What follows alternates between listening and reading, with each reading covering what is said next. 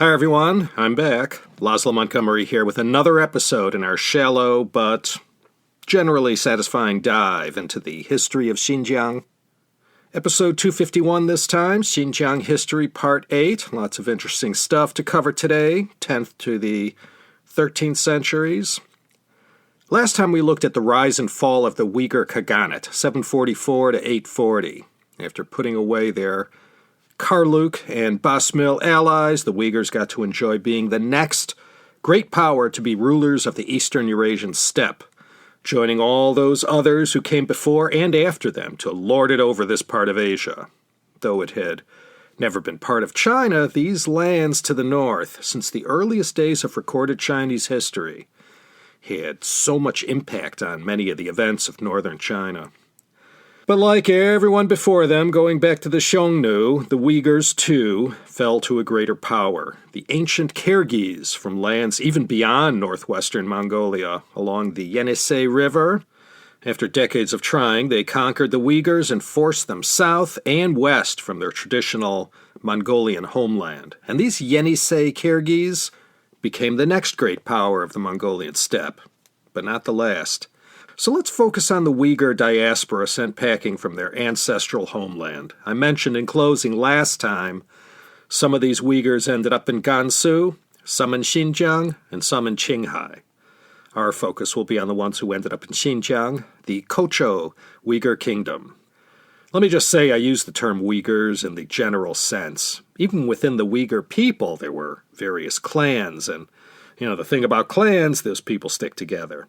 And it was one of those clans that ended up in Gansu. And in Gansu province, they got themselves settled and established a political organization right in the middle of the Heshi, or Gansu corridor, the front door to Xinjiang from the China side.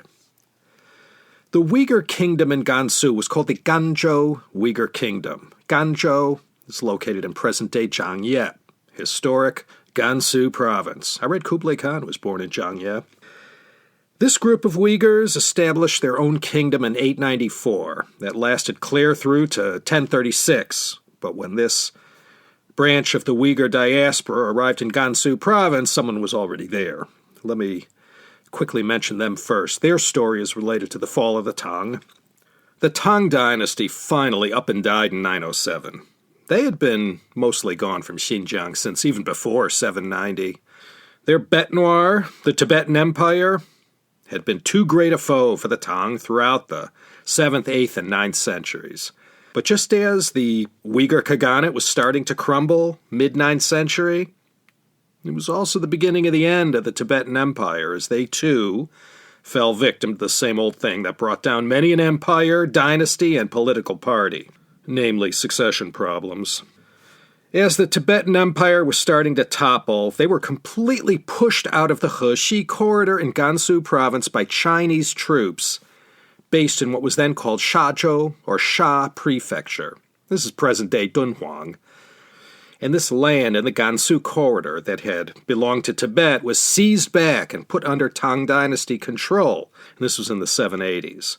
And the one who led this victorious army was named Zhang Yichao for all his achievements in putting this crucial territory back under the Chinese flag. He was given military rank and honors by the Tang Xuanzong Emperor that effectively turned him into the military governor of this region in the Heshi corridor. And this area became known as the Guiyi Circuit, or Guiyi Jun. And the dates of this Guiyi Jun are 848 to 1036. And although within the Guiyi Jun there was some infighting that saw different families controlling the politics, this entity remained loyal to the Chinese Empire, first under the Tang and later under the Song. The Gansu Uighur kingdom dates are 894 to 1036. Same ending date as the Guiyi Circuit. And beginning around 910 to 916, these Gansu Uyghurs wrested away part of these lands controlled by the Guiyi Circuit in Jiangye, and then they went and formed their own Uyghur Gansu kingdom. The Gansu Uyghurs were friendly with these other power centers in North China. They maintained very good relations with the Song court. The Guiyi Circuit and the Gansu Uighur kingdom both ended up getting swallowed up in the same year by the same entity. And these were the Tangut tribes who founded the Western Xia dynasty, 1038 to 1227. The Tanguts were people who came from around the Tibetan Plateau, and their dynasty, the Western Xia, well, it ran concurrently with the Northern Song and Liao dynasties, and was centered around Shanxi, Ningxia, and Gansu, running west all the way to the Jade Gate, the Yumen, where China proper unofficially ended. Genghis Khan will end up dying in his battles to conquer this Western Xia. The Gansu Uighurs, after meeting their end against the Western Xia, did what everyone else did, going all the way back to the Xiongnu. They assembled as one single horde and migrated to land stretching from Dunhuang in the north to northern Qinghai in the south, as well as parts of the southern Tarim Basin. And these people became known as the so-called Yellowhead Uyghurs, the Huangtou Huihe, or Huihu. They weren't a warlike people and pretty much minded their own business, practiced Buddhism. And these Yellowhead Uyghurs are thought to be today's Uyghur ethnic minority, Y-U-G-U-R, not Uyghur. They are the Uiguzu, one of the official 56. There's about 15,000 or so who claim that ethnicity on their ID cards, mostly living in and around Zhangye in Gansu. So with the Guiyi Circuit and Gansu Uighur Kingdom out of the way, let's look at the Kocho Uighur Kingdom. The Uyghurs of this kingdom were pretty important because they were the ones who settled in Xinjiang and called the place home for the next 1,000 years or so. So this group from the Uyghur diaspora, pushed out of their Mongolian homeland by the Yenisei Kyrgyz, the greatest number of them ended up in Xinjiang. First to Beshbalik, or Beiting, as we've called it before, which acted as the winter capital of their kingdom, and also to the south in Kocho, which, as I said, we've also known as Gaochang and Kara-Koja, among other names. The Uyghurs were fortunate in that, well, as I said, the Tibetans, who had controlled these lands for the past 100 years, were already having a steep decline in their fortunes as an empire. And this made the Uyghur takeover of the Turpan and North Tarim basins that much easier. This new Uyghur Kocho kingdom stretched from about Hami in the Turpan Basin to Kucha in the west, some 700 miles away, mostly all of the northern Tarim Basin. And when these Uyghurs, who, thanks to their former Khagan, Burgu, mainly followed the faith of Manichaeism, well, when they arrived in Xinjiang, the place was still overwhelmingly Buddhist. And after a while, much to Burgu Khagan's chagrin had he lived to see it, the Uyghurs of Kocho began to transition from Manichaeism to Buddhism, beginning in the 9th and 10th centuries. So the Kocho Uyghurs, they built themselves quite a magical kingdom up in the northern portion of the Tarim Basin. It was multi-ethnic, rich, diverse, and a land of many faiths, all of which seemed to tolerate the other, though Islam was not part of this mix yet. This land where the Kocho kingdom lay is also referred to historically as Uyghuristan, and these Uyghurs at this age are sometimes referred to as the medieval Uyghurs.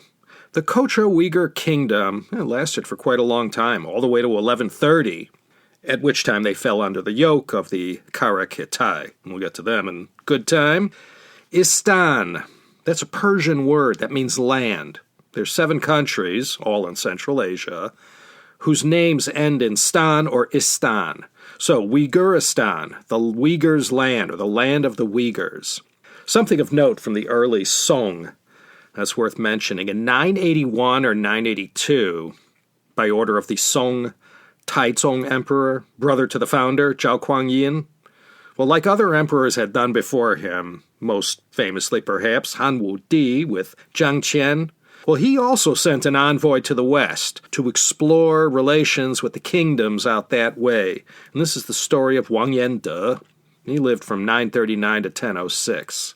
By 984, Wang Yende made it to the Turpan Basin, to the Kocho Kingdom, And he had this to say about the place, and I'm quoting from James Millward's great book, which I strongly recommend for further reading on this subject, Eurasian Crossroads. Quote, "There is no rain or snow here, and it is extremely hot. Each year at the hottest time, the inhabitants dig holes in the ground to live in. The earth produces all 5 grains, except buckwheat. The nobility eat horseflesh, while the rest eat mutton, wild ducks, and geese. Their music is played on the pipa and the harp. They produce sables, fine white cotton cloth, and an embroidered cloth made from flower stamens. By custom, they enjoy horseback riding and archery. They use the Tang calendar. They fashion pipes of silver or brass and channel flowing water to shoot at each other. Or they sprinkle water on each other as a game, which they call pressing out the sun's heat to chase off sickness. They like to take walks, and the strollers always carry a musical instrument with them. There are over 50 Buddhist temples here, the names inscribed over the gates, all presented by the Tang court. On spring nights, the locals pass the time milling about between the temples. In this land, there are no poor people. Anyone short of food is given public aid. People live to an advanced age, generally over 100 years. No one dies young." End quote. Well, except for the lack of buckwheat, doesn't sound like such a bad place. These Uyghurs who made their new home in Xinjiang, well, over time, they mingled and married with the Xinjiang local people of various backgrounds, Sogdian, Chinese, Indian, other Turkic people, Tibetans, and other Indo-European people who had populated these lands since 2000 BCE. And not only the physical characteristics of the inhabitants were combined, the different cultures and many linguistic elements as well impacted what this place ultimately became. And over a millennium, what evolved are the Uyghur people that you see today. And I can't speak for all of them, but most Uyghur inhabitants of Xinjiang today got there as a result of this great diaspora that followed in the wake of the fall of the Uyghur Khaganate in 840. Regardless of the purity of Uyghur strands and the people who lived in the Kocho kingdom, they all shared one single Uyghur political identity. There's quite a lot that has been preserved that shows this place was among the great literary and scholarly regions of the day. The Indo-Iranic Sogdian script became a literary vehicle for the Turkic-spoken Uyghur language to express itself even more eloquently. The Uyghur Buddhists who thrived here during the 10th and 11th century left behind a lot of writings. Again, all in that Sogdian script they had adopted. These were a much more refined and scholarly group of Uyghurs than what had once populated their Mongolian homeland. In the mid-11th century came 2 of the more renowned literary figures of the Kocho kingdom period. These were Yusuf Khas Hajib and Mahmud al-Kashgari. If you have a 1,000 Kyrgyz som note in your wallet, that's Yusuf Khas Hajib's face you see. He wrote a work called The Wisdom That Brings Happiness, a beautifully written work that provides a very detailed window into the society he lived in, which in the 1050s was the Kara-Khanid Khanate, that we're going to look at in a bit. Mahmud al-Kashgari, he too lived during the Kara-Khanid Khanate, and as his name suggests, he came from Kashgar. He was another giant literary figure from his time. He's most renowned for his work, a dictionary of Turkic languages that has offered scholars insight into so much of the literary works, including Turkic poetry, and like the other surviving works of this time, it offers precious insight into what was happening in the Kara-Khanid Khanate. Historians will offer the context and the chronologies, but it was the literary people of these times who filled in so many blanks as far as what a place was actually like. A historian will tell you a place existed. The poet adds the human element to the structure. So Yosef Khas Hajib and Mahmud al-Kashgari were 2 of the more important literary figures from this time. At the same time that the Kocho Uighur kingdom was thriving in the north of Xinjiang, northern Tarim Basin and Turpan Basin, a new power arrived on the scene. These were the Kara-Khanids. This group traced their most recent history to the Karluks. The Karluks were another Turkic tribe. Remember, the Karluks were occasional military allies of the Tang dynasty and were called upon from time to time to do the bidding of the Tang emperor. But at the Battle of Talas, 751, it was these very same Karluks who switched sides on Gao and forced the Tang army to go down in defeat against the Arabs and flee to lands west of Xinjiang. The Karluks had also once been one-third of the alliance that teamed up with the Uyghurs to overthrow the eastern Turkic Khaganate. But alliances in that part of the world were never terribly long-lasting, and the Karluks got chased out of those Mongolian lands and ended up in western Xinjiang and also in eastern Kyrgyzstan. There, these Karluks and other Turkic tribes they made alliances with along the way set up their political state that we know as the Kara-Khanid Khanate. After playing a role in the defeat of the western Turkic Khaganate, they established their capital at Suyab, the Chinese Suyet, where the Tang protectorate once was relocated for a while after Talas, and when the Kara-Khanids arrived in and around Transoxiana, there were many contenders already fighting amongst themselves for control of these lands, made so rich over the centuries by the ever-expanding volume of trade between East and West. And with so many players from near and far, well, alliances were always made between the stronger and weaker powers of Central Asia. And the Karluks led the way in the establishment of the Kara-Khanid Khanate. And the dates of the Kara-Khanids was 840 to 1212. If that year 840 rang a familiar bell, that was also the same year of the fall of the Uyghur Khaganate. Again, the Karluks and the Uyghurs were both ethnically Turkic. Compared to their relative importance and impact on the history of Central Asia, the Kara-Khanid Khanate doesn't get the attention it deserves. They had a very major role in the spread of Islam throughout the region, including in Xinjiang, which I guess you could say exerted a huge influence on the events that followed into our modern day. How the one-time Buddhist Kara-Khanids embraced Islam requires the telling of the story of the 10th century Kara-Khanid prince Sultan Satuk Bughra Khan. Although of the Kara-Khanids, he was not a Karluk Turk. He came from a different tribe who had joined with the Karluks to assist in the founding of the Khanate. He came from just a little north of Kashgar. When he was young, his stepfather, the Khan, was tolerant of Muslims, and they roamed where they pleased. The Khan even allowed them to build a mosque in Artush, next city north of Kashgar. During this time of Satuk Bughra Khan, the Persian Samanid Empire was in full swing. That ran from 819 to 999. And these Samanids were a major group of Muslims who you had a good chance of running into this far east into Central Asia. The Samanids were later conquered by the Kara-Khanids. And Satuk Bughra Khan, when he became the ruler of this Khanate, he converted to Islam in 934. That was the milestone year for the establishment of Islam as the predominant faith of this massive part of the world. Satuk Bughra Khan then went on to allow Islam to be introduced throughout the Khanate, and in fact was a benefactor of the religion. And thanks to him, we remember the Kara-Khanid Khanate as not only the first Turkic Islamic empire in Central Asia, it was the Kara-Khanids who, for the first time, took traditional Turkic culture and merged it with Islam. And as you'll see, Islam took Central Asia by storm.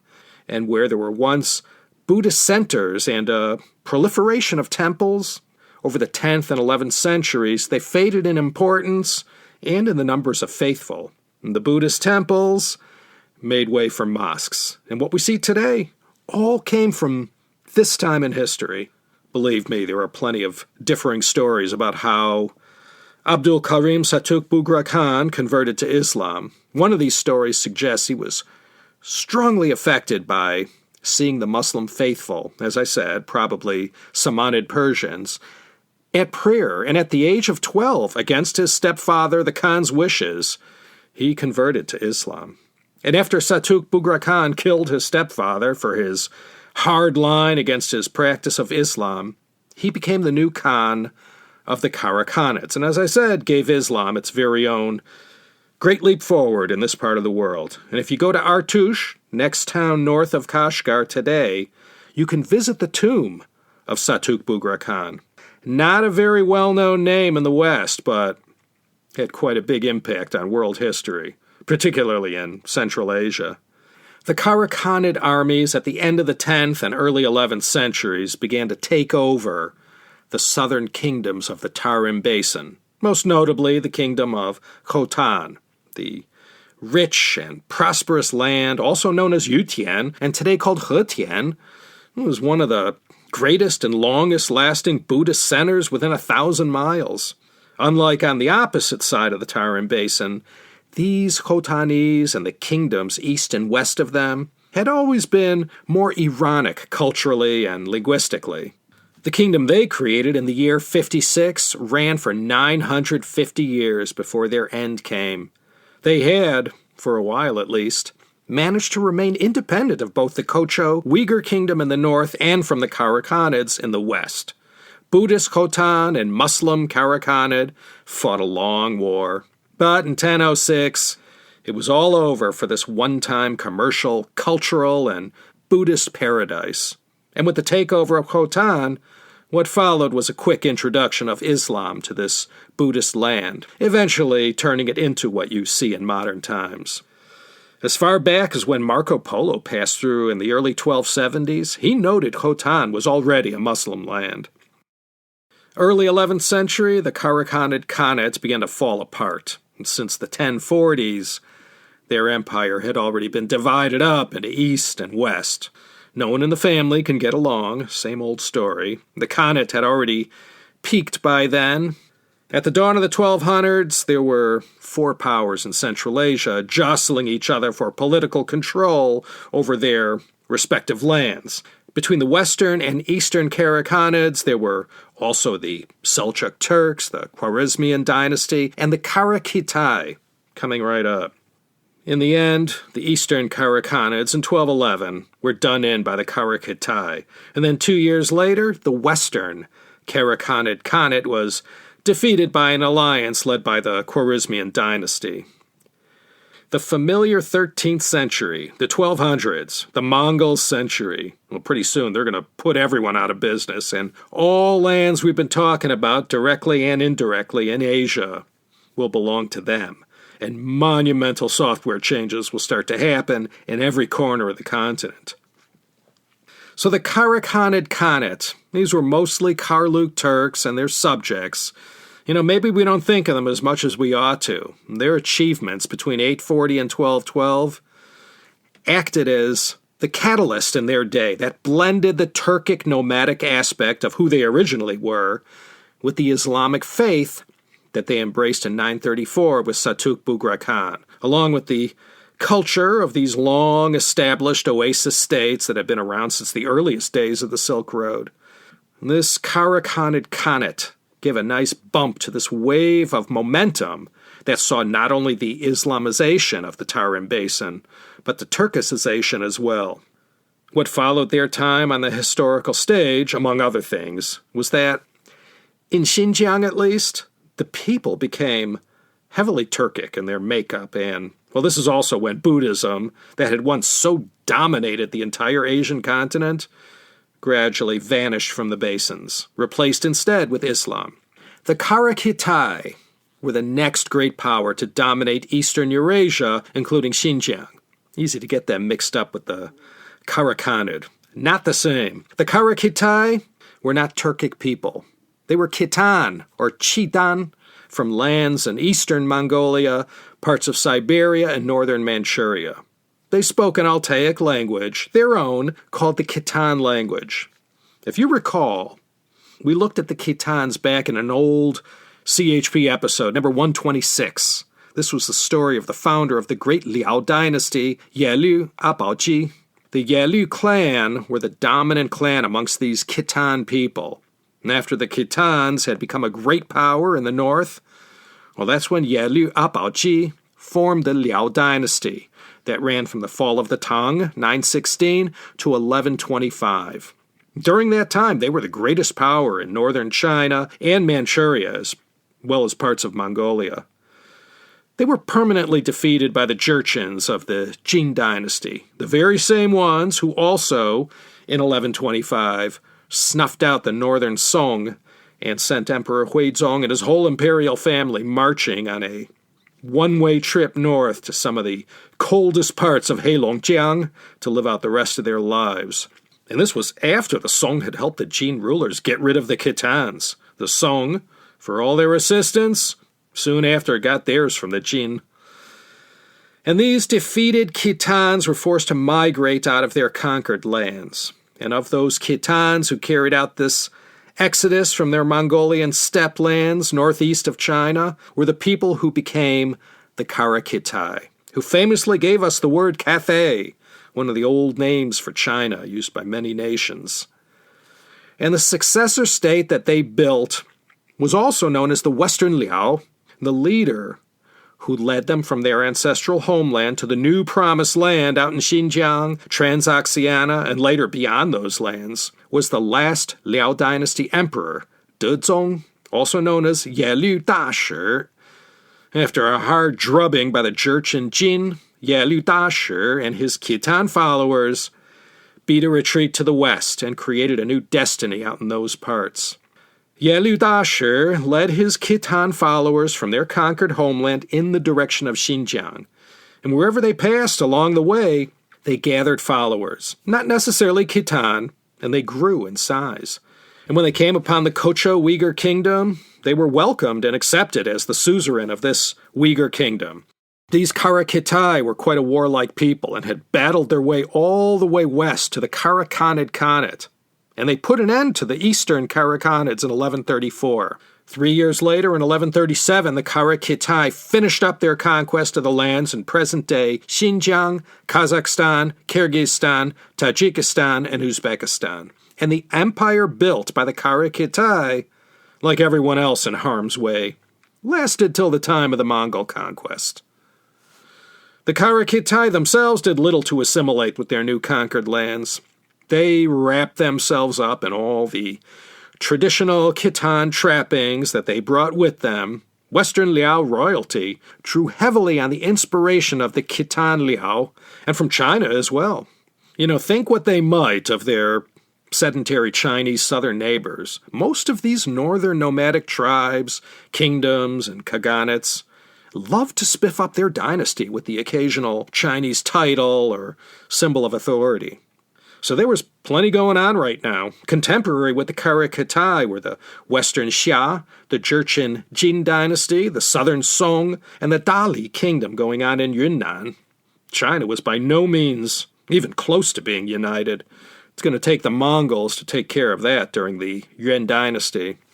After bringing the Kara-Khanid Khanate to an end, the Kara-Khitai ruled their empire from one of their 5 power centers, Balasagun, east of Bishkek in present-day Kyrgyzstan.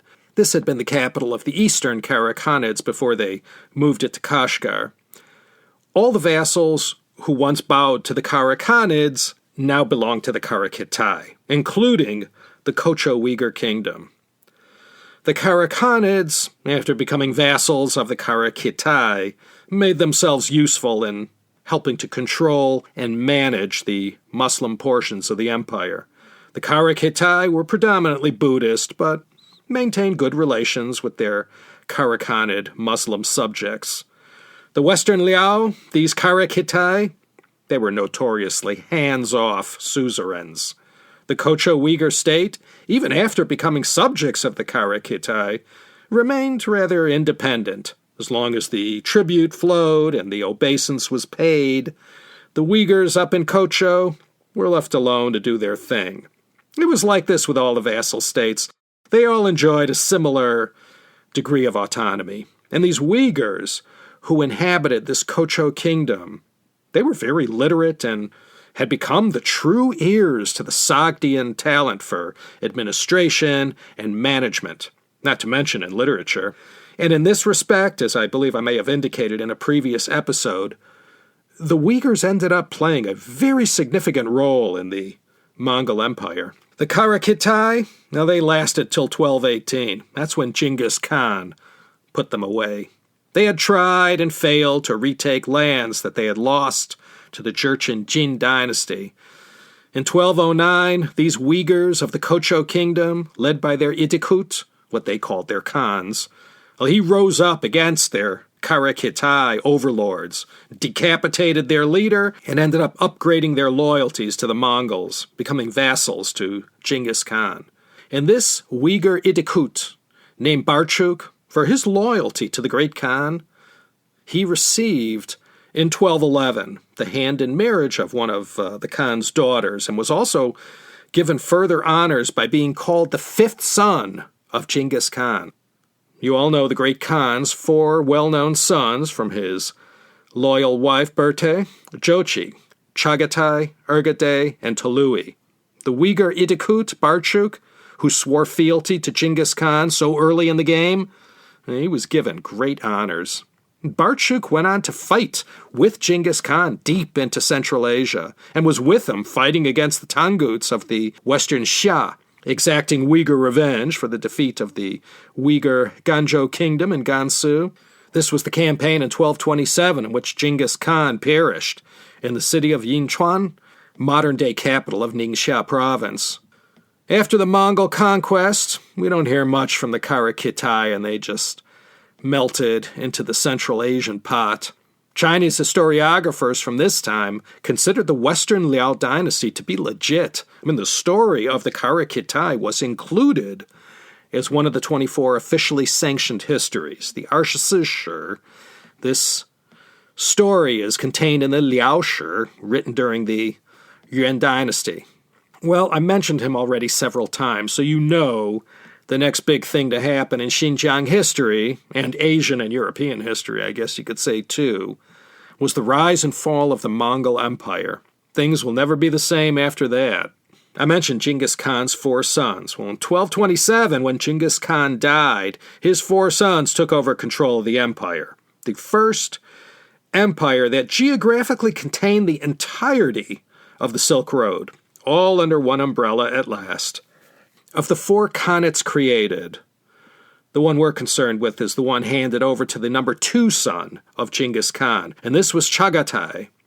These lands of the Chagatai Khanate included most of Central Asia and parts of northern Iran, or basically everything that had once belonged to the Kara-Khitai. Their capital was located in Xinjiang, in the present-day city of Yining, located in the Ili Valley, not too far from the Xinjiang-Kazakhstan border. And rather than get things started with the Chagataids of the Chagatai Khanate, let's call it a day and bring the curtain down right here. Okay, several listeners have told me I need to put this announcement to sign up to support the show at the beginning of the episode. I don't know, I really don't want to give you the hard sell. $3 a month is all I'm asking, but many of you have signed up for $5 and $10 a month. Is that appreciation or what? Patreon.com/China History Podcast. That's all you need to look for. You can also just do a one-time donation and be rid of me. All you have to do is go to paypal.me/China History Podcast. Throw a few Kyrgyz some in my online begging bowl, and I'll be most thankful. It's the thought that counts. Thanks, everyone who has been so kind and generous with the donations. Okay, one last thing. If you haven't listened to all 7 episodes of the special 10-year anniversary program I produced in between Part 7 and this Part 8 episode, go check it out. Some of the best stuff to come out of me this month. It looks at the history of U.S.-China relations between 1969 to 1972, culminating in the royal visit in 1972 of our 36th president, Richard Milhous Nixon. Quite a controversial character in his day. Go binge on that. Over 2 hours of me, your humble narrator. You know I have a website, teacup.media. All the links to Patreon, PayPal, every CHP show I ever did, all 30 episodes of the Chinese Sayings podcast from 2016-2017. It's all there. You know, Cathay Pacific still carries a bunch of those Chinese Sayings shows in their in-flight entertainment system.